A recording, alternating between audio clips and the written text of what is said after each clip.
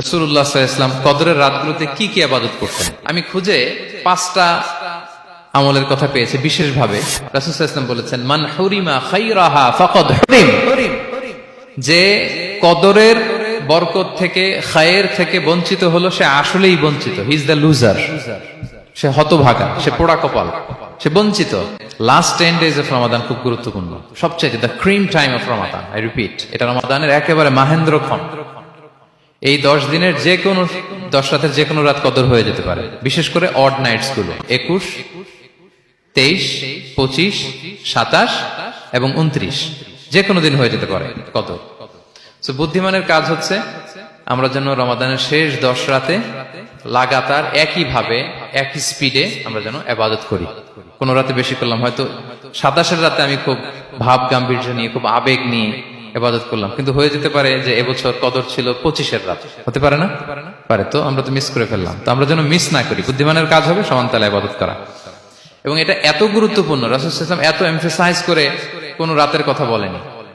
আরবি মাস অনুযায়ী 354টা রাতের মধ্যে সবচাইতে শ্রেষ্ঠ রাত, সবচাইতে শ্রেষ্ঠ রাত সূর্য ডোবার পর থেকে হাত্তা মাতলাইল ফাজর, ফজরের সূচনা লগ্ন পর্যন্ত শান্তিময় এ রাত, বরকতের এ রাত। রাসূল সাল্লাল্লাহু আলাইহি ওয়াসাল্লাম বলেছেন, মান হুরিমা খায়রাহা ফাকাদ হুরিম, যে কদরের বরকত থেকে খায়ের থেকে বঞ্চিত হলো সে আসলেই বঞ্চিত। হি ইজ দ্য লুজার, সে হতভাগা, সে পোড়া কপাল, সে বঞ্চিত। মান হুরিমা খায়রাহা ফাকাদ হুরিম, যে কদর পেল না সে হতভাগা। এখন আমরা কি হতভাগা হতে চাই? আমরা তো শুরুতে অনেক হোপফুল ছিলাম, এত এত ব্লেসিংস, এত এত বরকত, রহমতের ফলগুধারায় আমরা প্লাবিত হচ্ছি রমাদানে। তা আমরা তো হতভাগা হতে চাই না। তা আমরা যেন এই শেষ 10 দিন এক তালে আন্তরিকতার সাথে ঈমান ও ইহতিসাবা আমরা যেন ইবাদত করি। সম্মানিত ভাই এবং বোনেরা, তাহলে আমরা সৌভাগ্যশীলদের অন্তর্ভুক্ত হতে চাই, হতভাগা হতে চাই না। আমরা এবার একটু শুনবো যে রাসূলুল্লাহ সাল্লাল্লাহু আলাইহি ওয়াসাল্লাম কদরের রাতগুলোতে কি কি ইবাদত করতেন। আমি খুঁজে 5টা আমলের কথা পেয়েছি বিশেষভাবে। কমন যে আমলগুলো সেগুলো তো ছিলই, বিশেষভাবে 5টা কাজ রাসূল সাল্লাল্লাহু আলাইহি ওয়াসাল্লাম কদরের রাতে করতেন। 1 নম্বর কাজ হচ্ছে তিনি সারা রাত জেগে ইবাদত করতেন এবং পরিবারের লোকদেরকে ঘুমোতে দিতেন না, উঠিয়ে দিতেন। বছরের অন্য কোন সময়ে সারা রাত জেগে ইবাদত করার কোন নজির রাসূল সাল্লাল্লাহু আলাইহি ওয়াসাল্লামের জীবনে ছিল না। সব রাতে ঘুমাতেন। আমি জোহর বারুতে একটা কনভেনশনে the daily routine of prophet সাল্লাল্লাহু আলাইহি ওয়াসাল্লাম একটা আলোচনা করেছিলাম, যেখানে রাসূল সাল্লাল্লাহু আলাইহি ওয়াসাল্লামের দৈনন্দিন জীবনের রুটিন আলোচনা করেছিলাম। সেখানে আমরা বলেছি যে রাসূল সাল্লাল্লাহু আলাইহি ওয়াসাল্লামের দৈনন্দিন অভ্যাস ছিল তিনি এশার পরেই তাড়াতাড়ি ঘুমিয়ে পড়তেন আর মিড নাইটে উঠতেন। রাসূল সাল্লাল্লাহু আলাইহি ওয়াসাল্লামের কর্মদিবস শুরু হতো মিড নাইটে। আমাদের তো সকালে কারো আরো অনেক পরে শুরু হয়। রাসূল সাল্লাল্লাহু আলাইহি ওয়াসাল্লামের কর্মদিবস শুরু হতো বেসিক্যালি মিড নাইটে। এশার পরে কথাবার্তা না বলে আগে ঘুমোতে যেতেন, মিড নাইটে উঠতেন, কিন্তু ঘুমাতেন। ঘুম ছাড়া রাত কাটাতেন না। সারা বছরের এটা ছিল যে এশার পর পরে ঘুমোতে যেতেন, except the last 10 days of Ramadan. রমাদানের শেষ 10 রাতে রাসূল সাল্লাল্লাহু আলাইহি ওয়াসাল্লাম ঘুমাতেন না। এই 10 দিনের ব্যাপারেই পাওয়া যায় সারা রাত জেগে তিনি ইবাদত করতেন।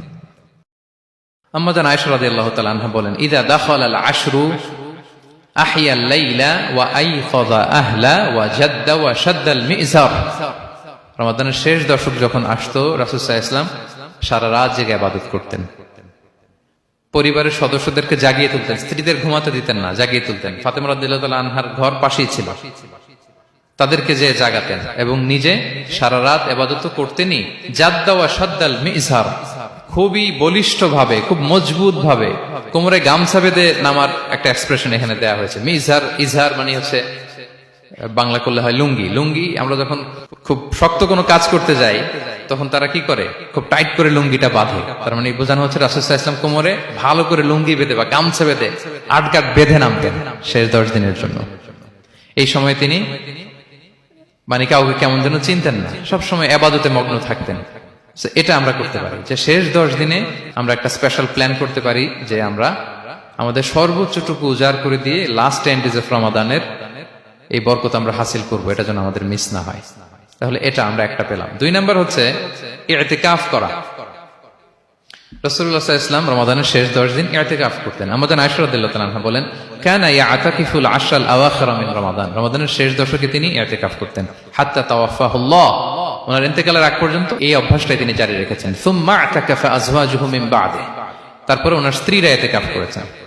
আরেক বর্ণনায় এসেছে ইয়াতাকিফু কুল্লা রমাদান 10 আইয়াম, প্রতি রমাদানে তিনি 10 দিন এতেকাফ করেছেন, কিন্তু যেই বছর তিনি ইন্তেকাল করবেন সে বছর তিনি 20 দিন এতেকাফ করেছিলেন। প্রতি রমাদানে 10 দিন, আর যে বছর ইন্তেকাল করবেন সে বছর কয় দিন? 20 দিন তিনি এতেকাফ করেছিলেন মসজিদে নববীতে। তাহলে আমরা এই রমাদানের শেষ দশকে এটা করতে পারি। 2 নম্বর পয়েন্ট হচ্ছে এতেকাফ করা। যারা আমরা করিনি তারা আমরা এতেকাফ করতে পারি। আমাদের IIM এর মসজিদ এটা এতেকাফের জন্য একটা উর্বর জায়গা। আমরা যখন এই ক্যাম্পাসে ছিলাম তখন দেখেছি যে এখানকার এতেকাফের পরিবেশ যে এত সুন্দর এটা কল্পনাই করা যায়, অসাধারণ পরিবেশ। আপনি যদি এতেকাফ নাও করেন, রাত 2টা বা 3টার দিকে সেন্ট্রাল মস্কে এসে বসে থাকলেও হবে। রাত 2টা 3টার দিকে এসে বসে থাকলে দেখবেন যে কেউ সেজদায় পড়ে কান্না করতেছে, কেউ হালাকা করতেছে, কেউ তাসবিহ পড়তেছে, কেউ কোরআন তেলাওয়াত করতেছে। মানে এত সুন্দর পরিবেশ, ওটা দেখলেই আপনার ইবাদত করতে মন চাইবে। তো আমরা যেন এতেকাফ করার চেষ্টা করি। এতেকাফ করতে না পারলে শেষ দশকের রাতগুলো যেন মসজিদে কাটানোর চেষ্টা করি, তা না পারলেও বাসায় যেন এই রাতগুলো আমরা মিস না করি। বিশেষ করে সেন্ট্রাল মস্কে তো অসাধারণ পরিবেশ, এটা হাইলি রেকমেন্ডেড। ইফ পসিবল আপনারা আসবেন, এখানে ইবাদতের চমৎকার পরিবেশ থাকে। 3 নাম্বার হচ্ছে রাসূল সাল্লাল্লাহু আলাইহি ওয়াসাল্লাম এবং জিবরাইল আলাইহিস সালাম যৌথভাবে কোরআন রিভিশন করতেন। খুব ইন্টারেস্টিং। সারা বছর যেটা নাজিল হতো, রমাদানে জিবরাইল আলাইহিস সালাম রাসূল সাল্লাল্লাহু আলাইহি ওয়াসাল্লামকে শোনাতেন, রাসূল সাল্লাল্লাহু আলাইহি ওয়াসাল্লাম আবার জিবরাইল আলাইহিস সালামকে শোনাতেন।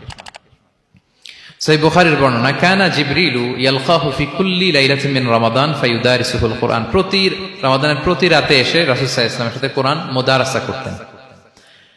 সহিহ মুসলিমের বর্ণনায়, আন্না জিবরিল কানা ইউআরিদুহু বিল কুরআন কুল্লা আমিন মাররা।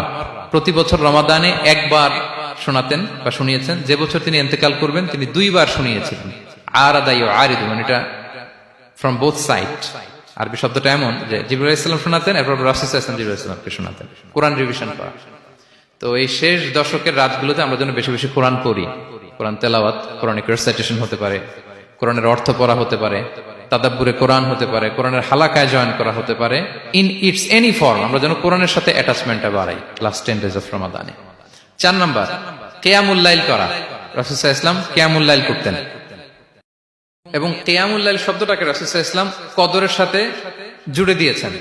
সহিহ বুখারীর বর্ণনায় তিনি বলেছেন, মান কামা লাইলাতাল কদরি ঈমানা ওয়া ইহতিসাবা গুফিরা লাহু মা তাকদ্দামা মিন যামবি। কদরের রাতে যে কিয়ামুল লাইল করে বিশ্বাস নিয়ে এবং নাজাতের প্রত্যাশা নিয়ে, তার পূর্বের সমস্ত গুনাহ আল্লাহ তাআলা ক্ষমা করে দিবেন। তাহলে কিয়ামুল লাইলটা রাসূল সাল্লাল্লাহু আলাইহি ওয়াসাল্লাম বিশেষভাবে কদরের রাতের সাথে সম্পৃক্ত করেছেন। আমরা যেন প্রতি রাতে কিয়ামুল লাইল করি, লম্বা সময় যেন দাঁড়িয়ে থাকি, লম্বা সময় কোরআনিক রেসাইটেশন করি দাঁড়িয়ে থেকে, লম্বা সময় রুকু, লম্বা সময় সিজদা, স্পেশালি সিজদা। আখরাবু মা ইয়াকুনুল আবদু মির রাব্বিহি ওয়া হুয়া সাজিদ ফাআকসিরু ফিহি দুআ। বান্দা যখন সিজদায় থাকে আল্লাহ সবচেয়ে কাছে থাকে। তো আমরা তো আল্লাহর সবচেয়ে কাছে যেতে চাই এই ক্রিম টাইমটাতে, কি বলেন? আমরা যেন লম্বা সময় সিজদাতে থাকি।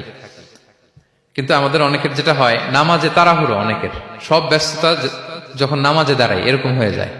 রাসূল সাল্লাল্লাহু আলাইহি ওয়াসাল্লামের সালাত যদি আমরা খেয়াল করি, বিশেষ করে কিয়ামুল লাইলে এত যে সুন্দর ছিল। আম্মাজান আয়েশা রাদিয়াল্লাহু তাআলা আনহাকে জিজ্ঞেস করা হয়েছিল যে, হে আম্মাজান, রাসূল সাল্লাল্লাহু আলাইহি ওয়াসাল্লামের কিয়ামুল লাইল কেমন ছিল, কিভাবে কিয়ামুল লাইল করতেন? আম্মাজান আয়েশা, দেখেন ওনার এক্সপ্রেশনটা কত সুন্দর। তিনি বলেছেন, ফালা তাসআল আন হুসনিহিন্না ওয়া তুলিহিন্না। রাসূল সাল্লাল্লাহু আলাইহি ওয়াসাল্লামের কিয়াম যে কত সুন্দর ছিল, কত লম্বা ছিল, আমায় জিজ্ঞেস করো না, আমি বলতে পারবো না। আমরা অনেক সময় যখন খুব বেশি চমৎকার কিছু হয় তো আমরা কি বলি, ভাই এত সুন্দর ছিল, আমি বোঝাতে পারবো না। এরকম বলি না যে এত অসাধারণ, আমি বলে বোঝাতে পারবো না। বাংলাতেও কিন্তু আমরা বলি এত চমৎকার, বলে বোঝাতে পারবো না, শব্দের বুননে, ভাষার বুননে আমি ফুটিয়ে তুলতে পারবো না। আমাদের আয়েশা এটাই বলেছিলেন, ফালা তাসআল আন হুসনিহিন্না ওয়া তুলিহিন্না। রাসূল সাল্লাল্লাহু আলাইহি ওয়াসাল্লামের রাতের নামাজ কিয়ামুল লাইল যে কত সুন্দর ছিল, কত দীর্ঘ ছিল, লম্বা ছিল, আমায় জিজ্ঞেস করো না, আমি বলে বোঝাতে পারবো না। সুবহানাল্লাহি ওয়া বিহামদিহি। আমরা যেন লম্বা সময় কিয়ামুল লাইল করি। আমাদের আয়েশা রাদিয়াল্লাহু তাআলা আনহা আরো বলেন, কানা ইয়াকুমু মিনাল লাইলি হাত্তা তাতাফাত্তারা কদামা। এত দীর্ঘ সময় দাঁড়িয়ে থাকতেন, থাকতে থাকতে ওনার পা ফুলে যেত, পা দুটো ফুলে যেত। আপনিও দীর্ঘ সময় দাঁড়িয়ে দেখেন যে পায়ে ঝিম ধরে যাবে, পা ফুলে যাবে, এটা করতেন রাসূল সাল্লাল্লাহু আলাইহি ওয়াসাল্লাম। তো আম্মাজান আয়েশা বলেন, ইয়া রাসূলুল্লাহ লিমা তাসনাউ হাযা ওয়া ক্বাদ গুফিরা লাকা মা তাকদ্দামা মিন যামবিকা মা তাআখার। আপনি এত কষ্ট কেন সহ্য করেন নিজের দেহের উপরে? আপনার তো আগের পরের সব গুনাহই মাফ। আদত তো রাসূল সাল্লাল্লাহু আলাইহি ওয়াসাল্লামের গুনাহই নেই, তিনি নিষ্পাপ। এত কষ্ট কেন করেন? আপনার আগের পরের সবই তো মাফ করে দেয়া হয়েছে, কেন করেন? রাসূল সাল্লাল্লাহু আলাইহি ওয়াসাল্লাম উত্তর করেছেন, আফালা উহিব্বু আন আকুনা আবদান শাকুরা। আয়েশা, আমি কি শুকরগুজার বান্দা হতে পছন্দ করব না? আল্লাহ তাআলা আমাকে তার রহম এবং করমে সব মাফ করে দিয়েছেন, কিন্তু আমি কি শুকরগুজার হব না? আমি কি আমার রোলটা প্লে করব না? আমি কি নিজেকে সঁপে দেব না আল্লাহ তাআলার কাছে জায়নামাজে? তো এটা ছিল সংক্ষেপে রাসূল সাল্লাল্লাহু আলাইহি ওয়াসাল্লামের কিয়ামুল লাইলের ধরন। এভাবে তিনি দীর্ঘ সময় কিয়ামুল লাইল করতেন। আমরা যেন এটা করি। সেন্ট্রাল মস্কে কিয়ামুল লাইল এবছর নিশ্চয়ই হচ্ছে, আমরা যেন অংশগ্রহণ করি। 5 নম্বরে রাসূল সাল্লাল্লাহু আলাইহি ওয়াসাল্লাম দোয়া করতেন। এই কদরের রাতগুলোতে খুব বেশি বেশি দোয়া করতেন। দোয়া নিয়ে আমরা একটা জুমার খুতবা দিয়েছিলাম, সেখানে আমরা বলেছিলাম যে দোয়া হতে হবে খুব আন্তরিক দোয়া, রোবোটিক দোয়া যেন না হয়। আপনার আবেগ, ভালোবাসা, মনের মাধুরী মিশিয়ে, চোখের পানি মিশিয়ে, অশ্রু সিক্ত করে এই দোয়াটা করতে হবে, তাহলে সে দোয়া আল্লাহর কাছে কবুল হবে। আমরা যেন আমাদের ভাব, আবেগ সব ঢেলে দিতে পারি আমাদের দোয়াতে, আমাদের সেজদায়, আমাদের কিয়ামুল লাইলে। এবং যে কোনো ভাষায় কোরআনিক দোয়াগুলো রেকমেন্ডেড, হাদিসের মাসুরগুলো রেকমেন্ডেড। তাছাড়া আপনার নিজের ভাষায় আপনার কি চাওয়া, আপনার কি আকাঙ্ক্ষা, আপনার মনের কষ্ট, যাতনা সবকিছু আপনি আল্লাহ তাআলার কাছে পেশ করুন। এবং আম্মা জান আয়েশা জিজ্ঞেস করেছিলেন, ইয়া রাসূলুল্লাহ, আমি যদি কদর পেয়ে যাই আমি কি বলবো এ রাতে? মা আদউ, কি দোয়া করব? রাসূল সাল্লাল্লাহু আলাইহি ওয়াসাল্লাম বললেন, তাকুলিন, আয়েশা তুমি বলবে, আল্লাহুম্মা ইন্নাকা আফুউন তুহিব্বুল আফওয়া ফাআফু আন্নী। আয়েশা তুমি যদি কদরের রাত পেয়ে যাও এটা বলবে, হে আল্লাহ আপনি ক্ষমাশীল, আল্লাহ আপনি ক্ষমাকে পছন্দ করেন, আল্লাহ তাই আপনি আমায় ক্ষমা করেন। হে আল্লাহ আপনি ক্ষমাশীল, আপনি ক্ষমাকে পছন্দ করেন, আল্লাহ আপনি আমাকে ক্ষমা করেন। এই দোয়াটা আমরা যেন বেশি বেশি করি। আমার সাথে সাথে সবাই একটু পড়ুন মেহেরবানি করে। আল্লাহুম্মা ইন্নাকা আফুউন তুহিব্বুল আফওয়া ফাআফু আন্নী। আল্লাহুম্মা ইন্নাকা আফুউন তুহিব্বুল আফওয়া ফাআফু আন্নী। হে আল্লাহ আপনি ক্ষমাশীল, আপনি ক্ষমা করাকে পছন্দ করেন, আল্লাহ আমাকে ক্ষমা করেন। আমরা আমাদের নিজেদের ভাষায় অনেক দোয়া করতে পারবো, কিন্তু রাসূল সাল্লাল্লাহু আলাইহি ওয়াসাল্লামের শেখানো দোয়াগুলো এটা হচ্ছে মানে very precise in wording but comprehensive in meaning. এটার অর্থ, এটার আবেদন এটা অনেক বেশি। আমি অনেক 10টা-20টা বাক্য বলে এত সুন্দর কথা মিলাতে পারবো না। রাসূল সাল্লাল্লাহু আলাইহি ওয়াসাল্লাম যেটা শিখিয়ে দিয়েছেন, আগে আল্লাহর প্রশংসা করলাম, আল্লাহ আপনি ক্ষমাশীল, আবারও প্রশংসা, আল্লাহ আপনি তো ক্ষমা করাকে পছন্দ করেন। যেটা আপনি পছন্দ করেন না ওইটা তো চাচ্ছেন, যেটা আপনার পছন্দ, যেটা আপনি করতে ভালোবাসেন, গাফিরিয যামবি ওয়া কাবিলিত তাওব, আপনি ক্ষমা করাকে পছন্দ করেন, তওবা কবুলকে আপনি পছন্দ করেন, তো সেটাই তো চাচ্ছি আপনার কাছে, আপনি আমার তওবা কবুল করুন, আল্লাহ আপনি আমাকে ক্ষমা করুন। এই দোয়াটা প্রত্যেক রাতে যেন আমরা বেশি বেশি করি সম্মানিত সুধী। এবং এই যে রিমাইন্ডার গুলো শুনলাম, এটা রমাদানের পরেও যেন আমরা অব্যাহত রাখি।